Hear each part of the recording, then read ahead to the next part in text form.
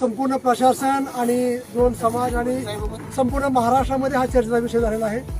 परंतु प्रशासनानं आणि दोन्ही समाजानं एकोप्यानं खूप मोठं सहकार्य करून तो पुतळा आपण मोठ्या मनानं त्या जागेवरून या जागेवर शिफ्ट केलेला आहे। यासाठी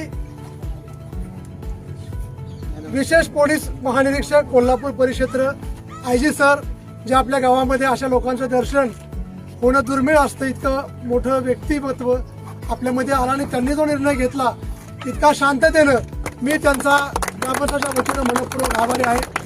त्याचप्रमाणे SP साहेब अतुल कुलकर्णी इतकं पहिल्या दिवसापासून आज जवळजवळ 4 दिवस या ठिकाणी ठाण मांडून आहेत आणि इतकं सहकार्य, इतकं त्यांनी समंजसपणानं सगळ्या गोष्टी घडवल्या, त्यामुळं त्यांच्या देखील SP सरांचं मी आभारी आहे। त्याचप्रमाणे अतिशय सुंदर आणि भव्य असा पुतळा या प्रशासनाच्या माध्यमातून या ठिकाणी उभा आहे।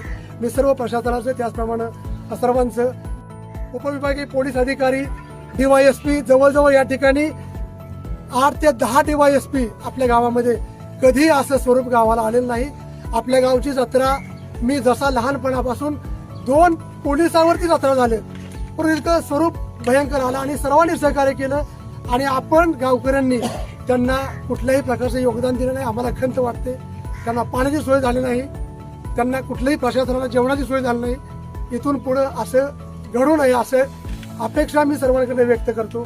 त्याचप्रमाणे DYSP पंढरपूर प्रशांत तेगळे साहेब, DYSP करमळा अंजना कृष्णा, ज्यांचं खूप मोठं नाव आपण यापूर्वी ऐकलेलं आहे आणि त्या देखील पहिल्या दिवसापासून सायकर साहेबांना रिटायर झाले आणि त्यांचं या ठिकाणी बार्शी या ठिकाणी नियुक्ती झाली आणि पहिल्याच दिवशी त्यांच्यावरती जबाबदारी आहे आणि मॅडमचं देखील आम्ही व्यक्तिशः आभार मानतो। मॅडमने खूप समजावण्याचा प्रयत्न केला, परंतु 4 दिवस गेले। मॅडमचा आम्ही, आहेत का मॅडम?